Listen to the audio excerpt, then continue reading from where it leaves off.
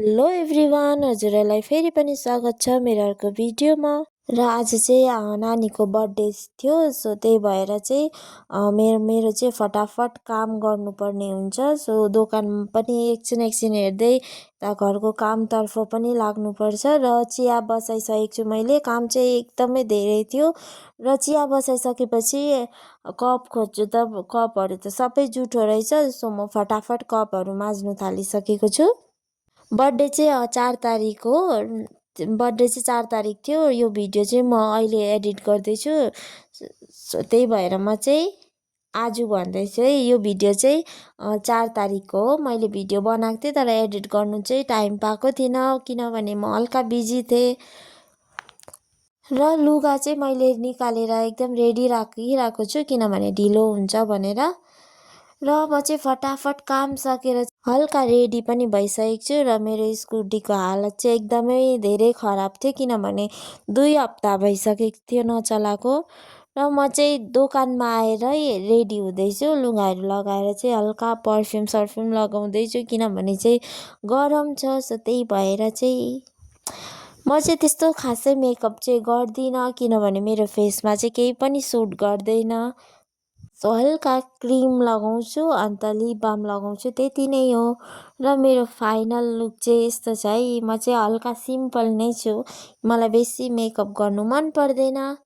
र सबै काम सकेपछि मलाई चाहिँ हल्का ढिलो भइसकेको थियो, त्यही भएर म चाहिँ सामानहरू छिटो छिटो राख्दै थिएँ, किनभने आमा बाबाको पनि कामहरू हुन्छ, सो भ्याउनु हुँदैन भनेर चाहिँ म चाहिँ दोकानहरू समेट्दैछु। यो बाहिरको सामानहरू चाहिँ खालि भित्र राखिदिन्छु, अन्त फाइनली म चाहिँ जाँदैछु।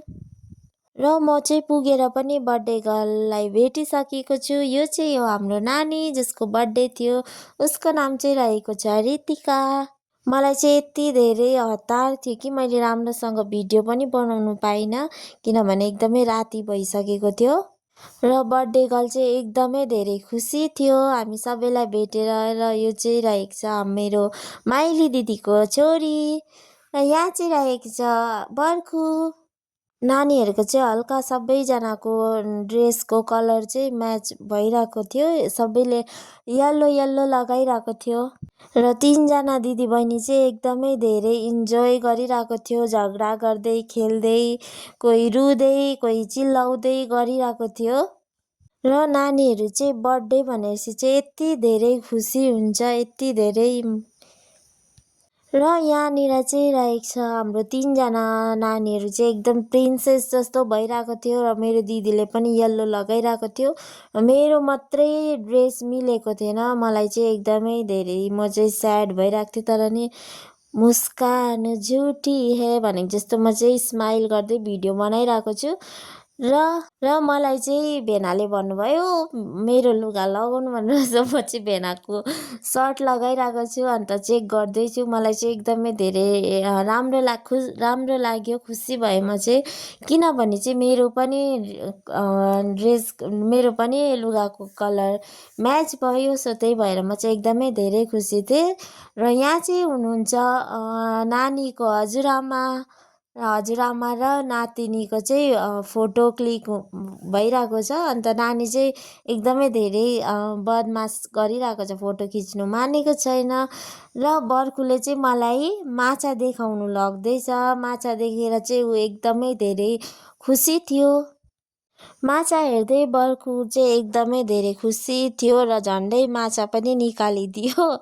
अन्त मैले हल्का चिल्लाएको थिएँ, र बर्खु चाहिँ डराउँदै थियो हल्का। मलाई पनि माछाहरू पाल्नु चाहिँ एकदमै धेरै मन पर्छ, तर के गर्नु छैन।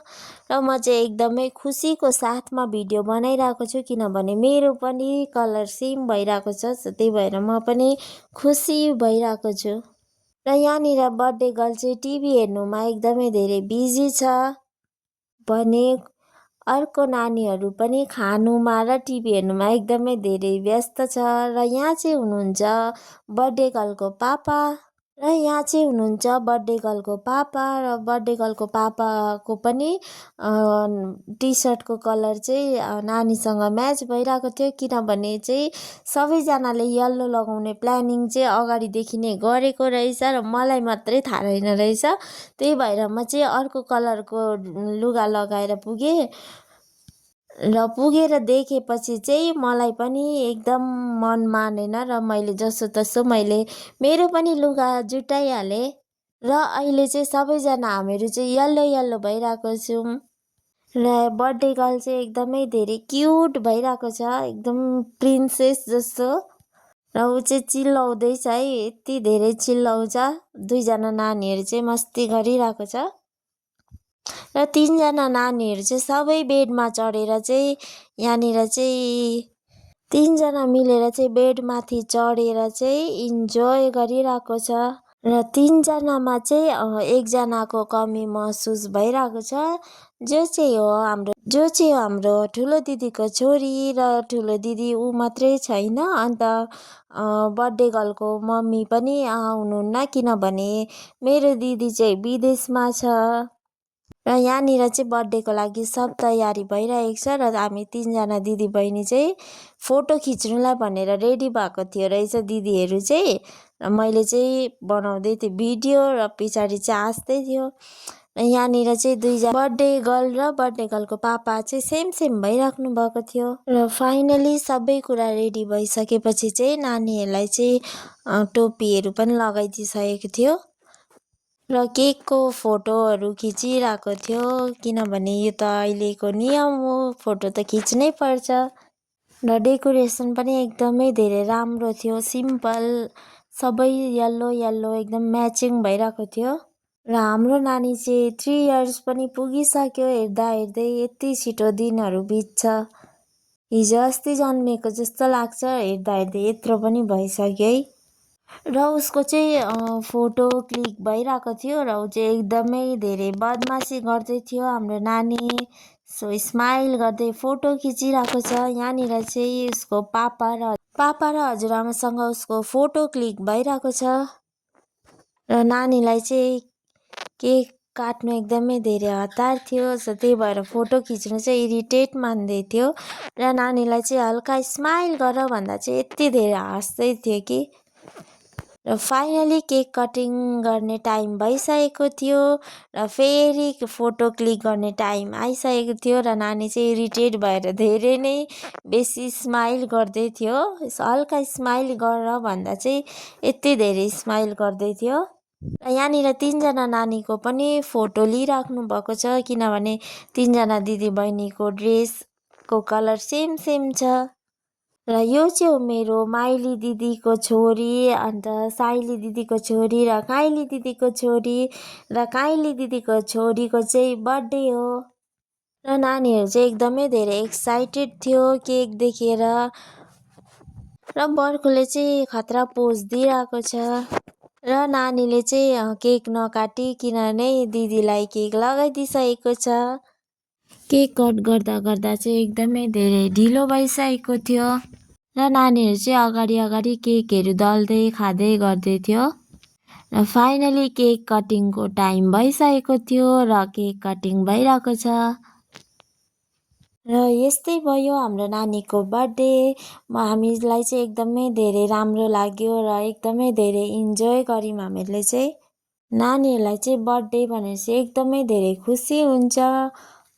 हामीहरूलाई चाहिँ त्यस्तो उयो छैन, किनभने हाम्रो चाहिँ सानैदेखि बर्थडे नमनाएर होला, हामीलाई चाहिँ त्यस्तो राम्रो लाग्दैन बर्थडे मनाउनु। झन् अहिलेको नानीहरूलाई चाहिँ सबैलाई धेरै एक्साइटेड हुन्छ आफ्नो बर्थडेमा।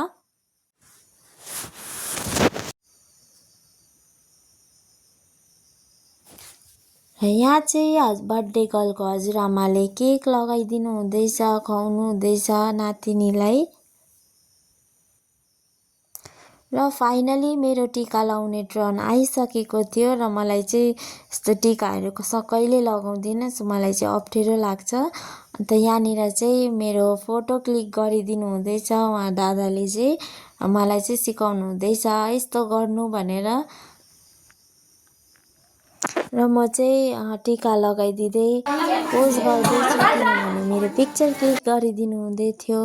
र मैले दिएको गिफ्ट चाहिँ नानीलाई चाहिँ मैले चाहिँ रिमोटवाला कार दिएको थिएँ किनभने उसलाई चाहिँ एकदमै रहर गर्दै थियो अरे रिमोटवाला कारसँग खेल्नुको लागि। सो उसले चाहिँ हतार हतार खोलेर चाहिँ खेल्नु थालिसकेको छ र एकदमै धेरै खुसी थियो कारसँग खेल्नु पाउँदाखेरि किनकि उसको चाहिँ धेरै इच्छा थियो अरे रिमोट कारसँग खेल्नुको लागि।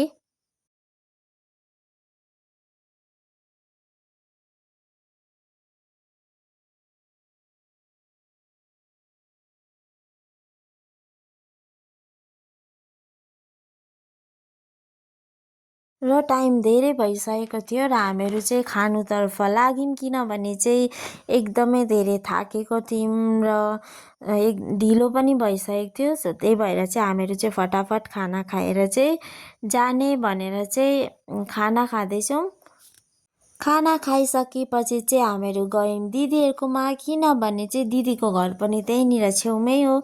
सो त्यही भएर चाहिँ हामीहरू दिदीको घरमा र पुगेर चाहिँ कपडाहरू पनि चेन्ज गरेर चाहिँ म चाहिँ भिडियो बनाउँदैछु। यहाँनिर नानी चाहिँ म पनि आउँछु नि भन्दै आउँदै थियो र यसरी नै बित्यो मेरो चाहिँ दिन। र हजुरहरूलाई कस्तो लाग्यो कमेन्ट गरेर भन्न नबिर्सिनु होला। By by.